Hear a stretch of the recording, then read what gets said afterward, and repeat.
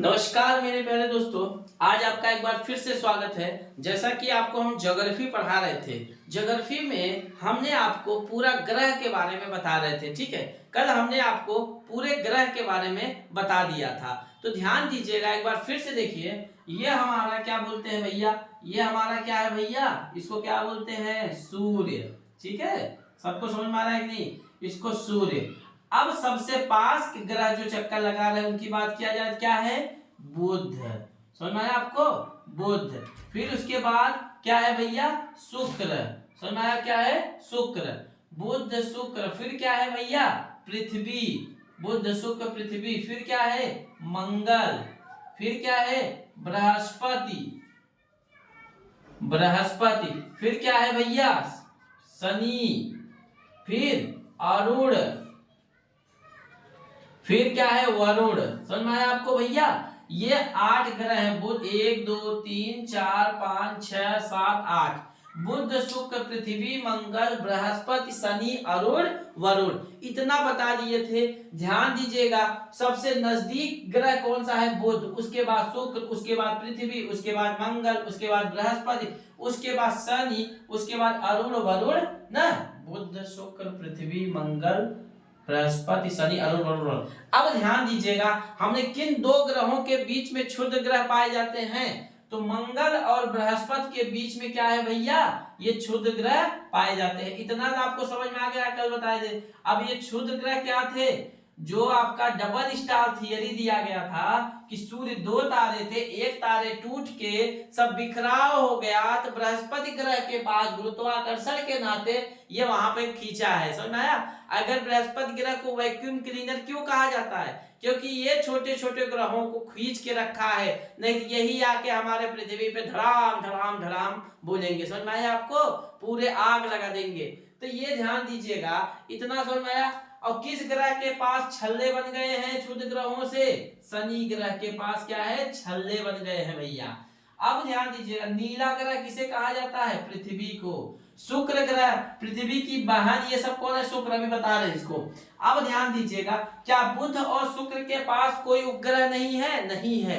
क्या बुध और शुक्र के ग्रह के पास कोई उपग्रह पहले था, हाँ था। क्यों नहीं है, क्योंकि ये सूर्य का गुरुत्वाकर्षण इनको क्या करता है, खींच लेता है। समझ में आया आपको। अब ये सब ग्रह क्या होते हैं, पश्चिम से पूरब दिशा में घूमते हैं, लेकिन इधर से दूसरा ग्रह क्या होता है, पूरब से पश्चिम दिशा में। तो सब जगह सूर्य कहाँ उगेंगे, यहाँ भी पूरब, यहाँ भी पूरब, पूरब पूरब पूरब। लेकिन जो 2 ग्रह हैं यहाँ पे कहा है, शुक्र और अरुण में सूर्य कहाँ उगेंगे, पश्चिम दिशा में। समझ में आया भैया इतना। ये चीजें हमने, उल्टा घूमने वाले कितने ग्रह हैं, 2, शुक्र और अरुण। ये चीजें समझ में आ गई आपको। उपग्रह किसे कहते हैं, जो ग्रह का चक्कर लगाए, जिसे पृथ्वी का चक्कर लगा रहे हैं चंद्रमा। समझ में आया आपको, चंद्रमा पृथ्वी, चंद्रमा क्या हुआ, पृथ्वी का उपग्रह हुआ। मंगल के 2 फोबोस और डिमोस लगा रहे हैं, तो समझ आ रहा है। जो ग्रह का चक्कर लगाए, जो सूर्य का चक्कर लगाए उसे ग्रह, जो ग्रह का चक्कर लगाए उसे उपग्रह कहते हैं। समझ में आया भैया।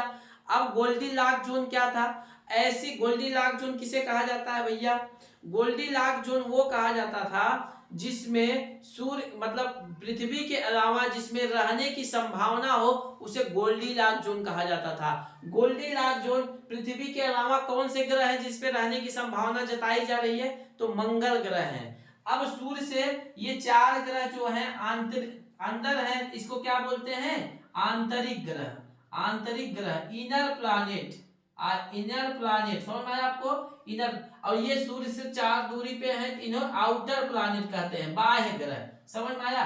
तो बाह्य ग्रह की आकृति बड़ी है कि अंतः ग्रह की, बाह्य ग्रह की आकृति बड़ी है, क्योंकि ये दूर में है। अच्छा बताइए, किनके उपग्रह सबसे सेफ माने जाएंगे, बाह्य ग्रह की अंतः ग्रह, बाह्य ग्रह, क्योंकि ये दूर पे है। अच्छा बताइए, जो मंगल और बृहस्पति के बीच में जो क्षुद्र ग्रह है, उसको सूर्य क्यों नहीं खींच पा रहा है, क्योंकि सूर्य की गुरुत्वाकर्षण बहुत ज्यादा है, लेकिन दूरी के नाते ये नहीं खींच पा रहे हैं। इतना आपको हम बता दिए थे। अब हम आप लोग को ले चलते हैं, कहते नहीं, अब आप ले चलते हैं, ले चले तारों की शहर में। अब हम आपको ले चलते हैं ग्रहों की शहर में। समझ में आया, सब चीज के ग्रह के बारे में बताने के लिए। समझ में आया आपको। तो ग्रह के बारे में देखिए, अब भैया देखिए, अब बात करते हैं सूर्य से। हम अब सब ग्रह के बारे में डिटेल से चलते जाएंगे, समझ में आया आपको? सब ग्रह के बारे में क्या करेंगे, डिटेल से चलते जाएंगे।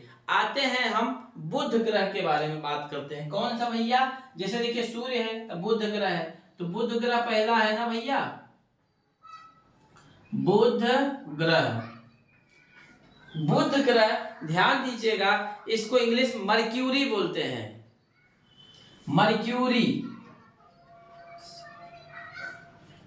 Mercury planet. अब ध्यान दीजिएगा, मर्क्यूरी प्लैनेट क्या होता है, ध्यान दीजिएगा ग्रह। इसका नामकरण रोमन संदेशवाहक देवता के नाम पे पड़ा था। इनका नामकरण रोमन संदेशवाहक, रोमन जो देवता थे संदेशवाहक, संदेशवाहक के नाम पे इनका नाम पड़ा था। समझ में आया आपको? मर्क्यूरी ग्रह का नाम रोमन देवता संदेशवाहक देवता के नाम पे पड़ा था। इस ग्रह पे सबसे बड़ी चीज ध्यान दीजिएगा, इस ग्रह पे पहला चीज वायुमंडल नहीं है। अब ध्यान दीजिएगा भैया, वायुमंडल नहीं है तो यहाँ जीवन जीने की संभावना ही नहीं है। क्यों?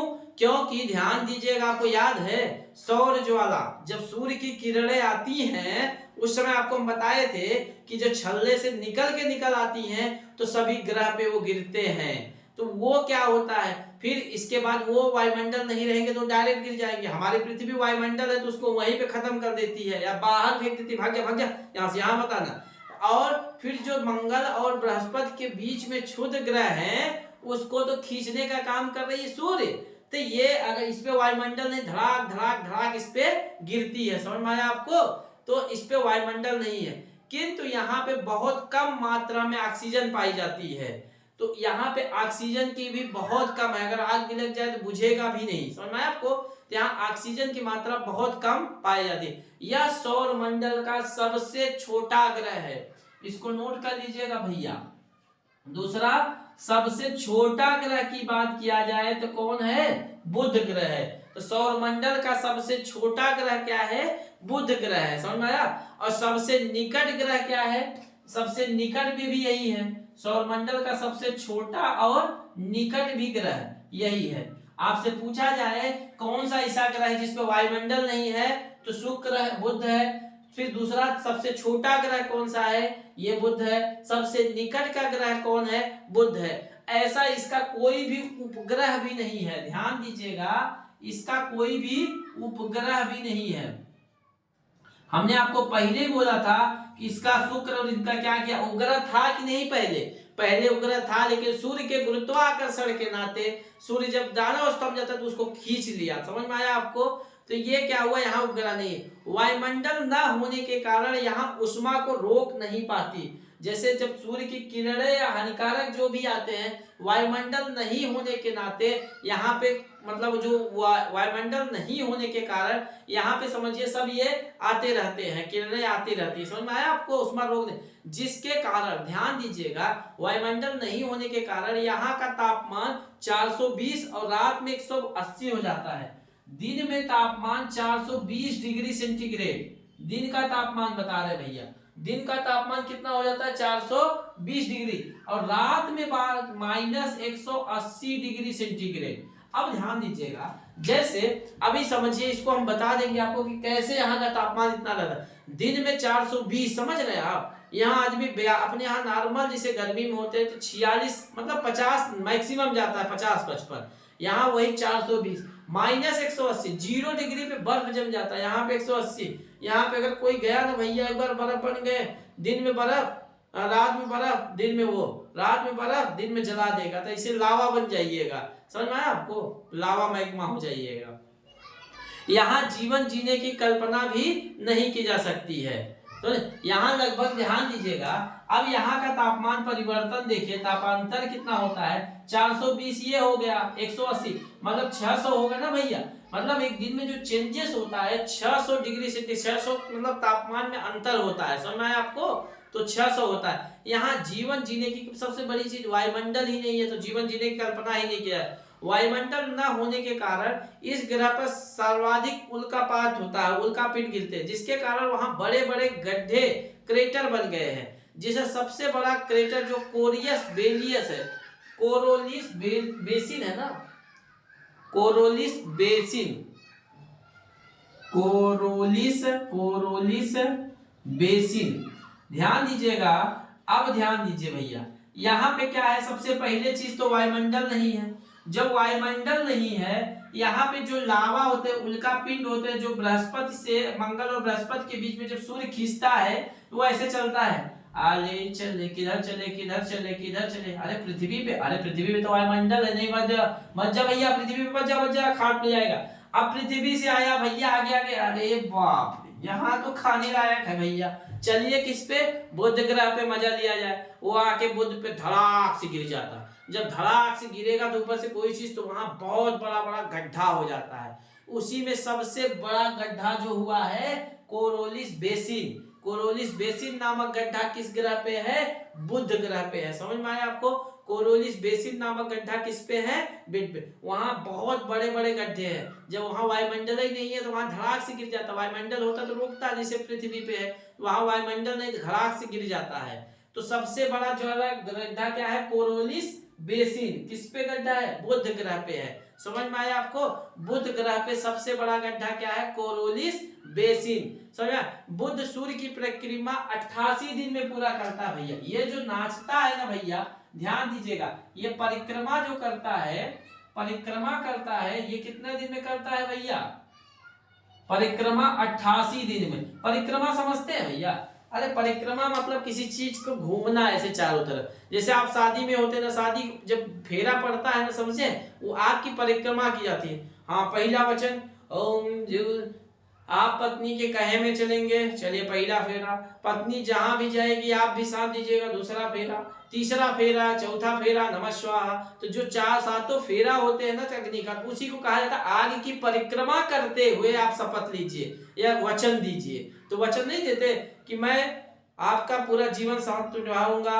आपके हर कहे पे साथ चलेंगे, भले नहीं चलिए, लेकिन वहां उस जो परिक्रमा उसी को कहा जाता है कि, तो उसी हिसाब से सूर्य क्या करते हैं, सूर्य की, बुध क्या होते हैं ग्रह, सूर्य की परिक्रमा करते हैं। तो सूर्य की परिक्रमा कितने दिन में करते हैं, 88 दिन में। आप आग की परिक्रमा कितने दिन में करते हैं, 1 मिनट में, 1 मिनट में 7 चक्कर मार दीजिएगा, हो गया ना। लेकिन ये सूर्य की परिक्रमा कितना करते हैं बुध, 88 दिन में। समझ में आया आपको, तो 88 दिन में ये परिक्रमा करता है। अब ध्यान दीजिएगा, इसका परिभ्रमण काल जो होता है 58.6 दिन में होता है।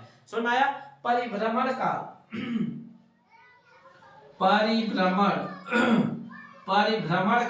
परिभ्रमण काल जो होता है 58.6 दिन में, 58.6 है ना भैया, 58.6 दिन में।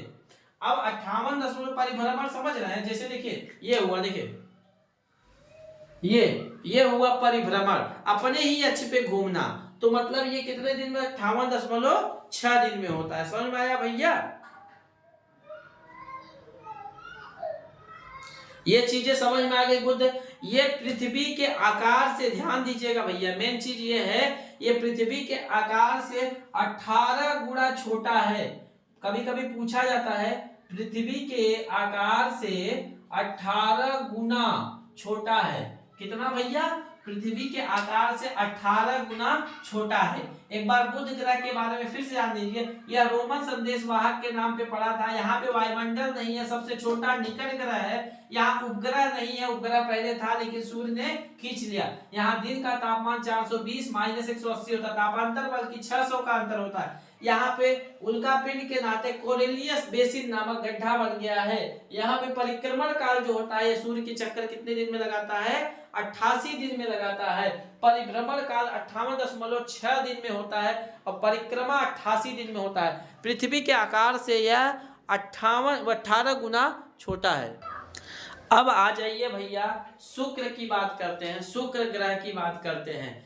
इसका शुक्र ग्रह, ध्यान दीजिएगा, शुक्र ग्रह, इसको इंग्लिश बोलते हैं वेनस। समझ में आया आपको? शुक्र ग्रह के बारे में बात करते हैं भैया। देखिए शुक्र ग्रह क्या होता है, इसको सुंदरता की देवी भी कहा जाता है। क्या है? सुंदरता की देवी। वेनस के नाम पर इसका वेनिस ग्रह नाम पड़ा, सुंदरता की देवी। समझ में आया आपको? सुंदरता की देवी, सुंदरता की देवी के नाम पर इसका नाम शुक्र ग्रह पड़ा। समझ में आया? अब यहाँ पे सर्वाधिक मात्रा में CO2 पाया जाता है। CO2 कार्बन डाइऑक्साइड, सर्वाधिक मात्रा CO2 किस ग्रह पे पाया जाता है? तो शुक्र ग्रह पे पाया जाता है। अब ध्यान दीजिएगा, CO2 के नाते सूर्य से आने वाली जो किरणें होती हैं यह क्या करती है? सबको अवशोषित कर लेती है। अवशोषित करने के बाद ये जाने तो नहीं देती है, अवशोषित कर लेती है। यहाँ वायुमंडल में जब अवशोषित कर लेती है तो उसको जाने नहीं देती। इसी कारण यहाँ पे सबसे अधिक गर्म और रात हो जाती है। यहाँ इसी कारण यह सबसे अधिक मतलब गर्म, सबसे अधिक गर्म, चमकीला भी हो जाता है। ये सबसे अधिक गर्म और चमकीला हो जाता है। समझ में आया आपको? सबसे अधिक गर्म और चमकीला किस कारण है? सब सौरमंडल, इसको क्या कहते हैं? ये सबसे गर्म और चमकीला ग्रह होता है। ये क्या कहते हैं? उष्मा को सोख लेती है लेकिन जाने नहीं देती है। समझ में आया आपको? तो यहाँ पे इसे सौरमंडल की परी भी कहा जाता है। सौरमंडल की परी किस ग्रह को कहा जाता है? सौरमंडल की परी, सौरमंडल की परी शुक्र ग्रह को कहा जाता है। अब आप बोलिएगा क्यों कहा? अरे भैया सबसे ज्यादा चमक, कहते नहीं? अरे यार ये परी दिख रही, तो परी कब दिखेगी? जब चमक रहेगी तब। अच्छा बताइए, कोई फटा वटा पहन के आएगा उसको आप परी कहिएगा? जब एकदम अरे बाप रे सौरमंडल की परी से उतरी है, तो कब कहिएगा? जब एकदम डेंट पेंट होके आएगी। तो इसी हिसाब से ये ग्रह चमकता धमकता रहता। क्यों? ये CO2 सबसे ज्यादा होता है, ये सब ग्रह अवशोषित कर लेती है उष्मा को। जब जहां पे उष्मा ज्यादा रहेगा वो चमक रहेगी, तो इसलिए चमकता रहता है। इसी के लिए इसे क्या कहा जाता है? सौरमंडल की परी कहा जाता है। समझ में आया आपको? जिसके कारण यहाँ पे, यहाँ समझिए इतना होता है, वेलेड प्लेनेट कहा जाता है। VEILED, violet planet. Violet planet इसलिए कहा जाता है, इसका दम घुटने वाला, दम घुटने वाला, मतलब यहाँ पे जीवन जीने की कोई संभावना ही नहीं है। मतलब इतना प्रकाश है कि वहां पे आपको लफड़ा कर देगा। यह पृथ्वी के निकट तथा चमकीला ग्रह है। अब देखिए, पृथ्वी के निकट बुध शुक्र पृथ्वी, यहाँ पे पृथ्वी आती है, तो पृथ्वी इसीलिए कहा जाता है पृथ्वी के निकट कौन सा ग्रह है? तो शुक्र है। सबसे चमकीला ग्रह पृथ्वी के बाद शुक्र की बात किया जाता है। समझ में आया आपको? ये चीजें समझ में आई आपको? यह आकार और घनत्व और व्यास के हिसाब से पृथ्वी के समान है। इसका समझिए, ध्यान दीजिएगा। आकार जो हुआ, आकार घनत्व और आयतन समान है। आकार घनत्व ये सब समान के नाते यह क्या है? पृथ्वी के समान है। समझ में आया? आकार घनत्व और व्यास, आकार हुआ, घनत्व हुआ, व्यास हुआ, ये सब क्या है? पृथ्वी के समान है भैया। आकार घनत्व ये सब क्या है? पृथ्वी के समान है। यह पृथ्वी की समानता रहता है। यह कुल हर चीज पृथ्वी, इसीलिए इसे क्या कहा जाता है? पृथ्वी का सहोदर, सहोदर, बहन, बहनोई, चाहे जो बोल दीजिए, बहन, बहनोई, और क्या है? भगनी, जुड़वा बहन, भगनी, जुड़वा बहन, जो भी आपको बोलना है वो बोल दीजिए। अगर बात किया जाए पृथ्वी के क्या है, तो शुक्र की ही बात करिएगा। समझ में आया आपको? जब पूछा जाए पृथ्वी की बहन क्या है, शुक्र है। पृथ्वी की भगनी क्या है, पृथ्वी का भतीजी क्या है, सौतन क्या है, जो भी पूछा जाए तो आप भी शुक्र को बताइएगा। समझ में आया आपको? ये देखिए, ये अपने अक्ष पर उल्टा पूरब से पश्चिम दक्षिणावर्त के कारण होता है। यह अपने अक्ष पे जो होता है, ध्यान दीजिएगा, सब ग्रह जो होते हैं पश्चिम से पूरब घूमते हैं, लेकिन ये क्या होता है? पूरब से पश्चिम होता है, पूरब से पश्चिम में घूमता है ना। इसीलिए यहाँ पे सूर्य क्या होता है? पश्चिम में उगता है। कहाँ पे भैया? सूर्य पश्चिम में उगेगा। सूर्य कहाँ उगेगा? पश्चिम में उगेगा। ये अपने अक्ष पे उल्टा घूमता। हमने आपको पहले बताया था कि जो ग्रह इधर से दूसरा, उधर से दूसरा, तो दोनों ग्रह क्या होता है? अपने अक्ष पे उल्टा घूमते हैं। उल्टा घूमेंगे, जैसे हम लोग ऐसे घूमते थे, ये ऐसा घूमेंगे। सब ग्रह पश्चिम से पूरब, ये बोला कि हमको अलग घूमना है। सब बोले हम तो सीधा घूम रहे थे, ये बोले नहीं हमको उल्टा घूमना है। तो ये क्या करे? उल्टा घूमे। इसलिए सूर्य यहाँ पे हमेशा पश्चिम दिशा में उगेगा, पूरब दिशा में बंद होता है। समझ में आया आपको? उल्टा होता है। ये चीजें समझ में आई? यह अपने अक्ष पे 243 दिन में घूर्णन करता है। यहां ध्यान दीजिएगा, इसको यहां लिख दे, इसको मिटा के इसको नोट कर लीजिएगा, बहुत इंपॉर्टेंट है भैया इसको। यह अपने अक्ष पे, यह अपने अक्ष पे 243 दिन में घूर्णन करता है। समझ में आ रहा है कि नहीं आपको? या अपने अक्ष पे 243 दिन में, मतलब ऐसा घूमेगा एक, जैसे ऐसे घूमता है, जैसे पृथ्वी क्या है भैया, जैसे हमको दिन रात देखना है तो 24 घंटे में दिन, फिर 24 घंटे में रात हो जाती है, 12 घंटे बाद दिन, 12, तो पृथ्वी घूमती है 24 घंटे में एक बार घूम लेती। ऐसे ये हमारे भैया जो है शुक्र है, ये 243 दिन में, ऐसे देखिए ध्यान दीजिए इसका, धीरे धीरे फिर गाना गा लेगा, ले चले तारों की शहर, फिर ऐसे, फिर हाँ मैंने भी, फिर हाँ, फिर ये, मतलब एक रुक रुक के धीरे धीरे गति कर रहे हैं। इसी कारण इनकी गति क्या है, 243 दिन में एक चक्कर मारते हैं भैया ये, मतलब समझ रहे हैं, 243 दिन में एक रात होगी, फिर एक बार दिन होगी, 243 दिन, समझ रहे हैं। वहां शुक्र ग्रह पे 243 दिन हो गया, सोए रहिए भैया, रात ही है यार, अभी दिन है, वो सोए रहिए। तो 243 दिन जब होगा तब रात हो जाएगी, 243 दिन के बाद फिर दिन होगा। तो शुक्र ग्रह पे, समझ रहे हैं आप, शुक्र ग्रह पे जाइएगा तो एक बार रात हो गई तो रात ही हो गई, ढूंढते रहिए, कहाँ है रे, दो लोग गए, अरे भैया मिल नहीं रहे, पानी कहाँ है, ये कहाँ। अब ये जब दिन रात हो, दिन होगा, अरे यार रात ही नहीं हो रही है, सोना है। तो समझ में आया ये चीजें। तो अब ये सूर्य की परिक्रमा 225 दिन में, अब सूर्य की परिक्रमा जो है 225 दिन में करता है। कितना? अपने अक्ष पे ये 243 दिन में होता है, लेकिन अगर सूर्य की परिक्रमा की बात किया जाए तो 225 दिन में सूर्य की परिक्रमा करता है। समझ में आया आपको? तो एक प्रकार से इसका अपना दिन और एक साल बराबर होते हैं भैया, एक दिन और साल बराबर ही हो भाई। साल किसे कहते हैं? जब सूर्य का एक चक्कर लगा दीजिए उसी को साल कहते हैं। पृथ्वी जैसे 365 दिन में जो चक्कर लगाती है उसी को साल कहते हैं। ऐसे ही शुक्र ग्रह क्या है, जब अपने अक्ष पे जो घूम रहे 243 दिन और परिक्रमा करे 225 दिन, लगभग समान है। तो एक साल एक दिन के बराबर किस ग्रह पे होते हैं? तो शुक्र ग्रह पे होते हैं। एक साल और एक दिन जो होता है एक बराबर होते हैं किस ग्रह पे? शुक्र ग्रह पे होते हैं। समझ में आया आपको? एक साल और दिन बराबर होते हैं किस ग्रह पे?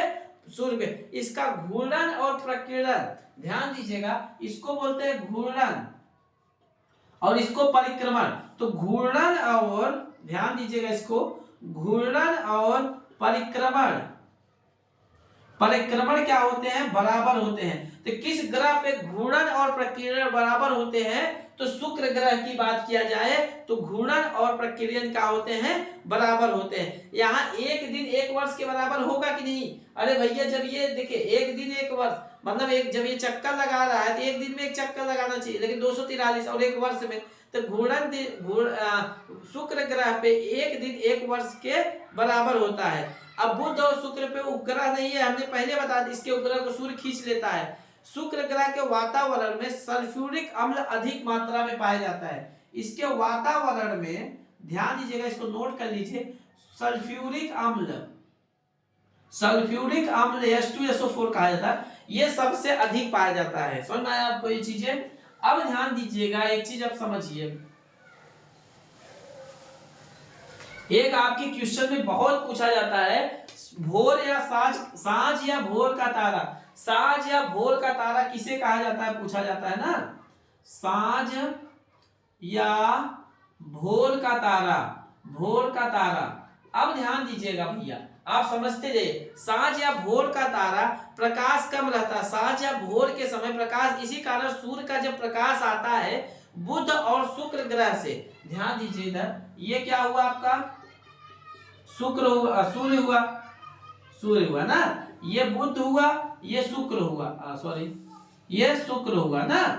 अब ध्यान दीजिएगा, ये जो तारे ये आएंगे, ये ध्यान दीजिएगा, ये जब आएगा इसका प्रकाश इस पे आएंगे, इस पे आएंगे, समझ रहे हैं? सूर्य का जब प्रकाश आता है, इसी कारण सूर्य का जब प्रकाश आता है बुध और शुक्र से टकरा कर परिवर्तित हो जाता है। कुछ प्रकाश आएंगे, जब ये दोनों बीच में रहेंगे तो ये टकरा के परिवर्तित हो जाएंगे। तो समझ रहे हैं, जब प्रकाश टकरातित हो जाते हैं तो परिवर्तित के कारण बुध और शुक्र क्या है? चमकने लगते हैं। समझ में आया?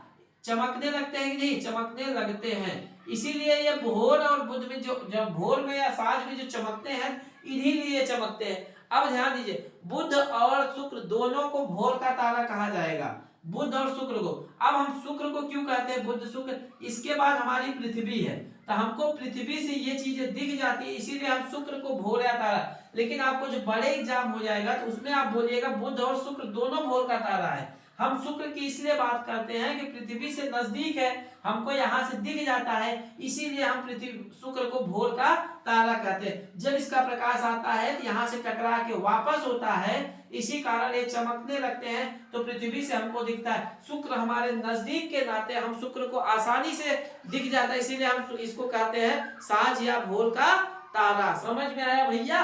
ये चीजें आज के लिए इतना ही, आगे और ग्रह के बारे में फिर चलेंगे। मिलते हैं नेक्स्ट क्लास में। जय हिंद, जय भारत।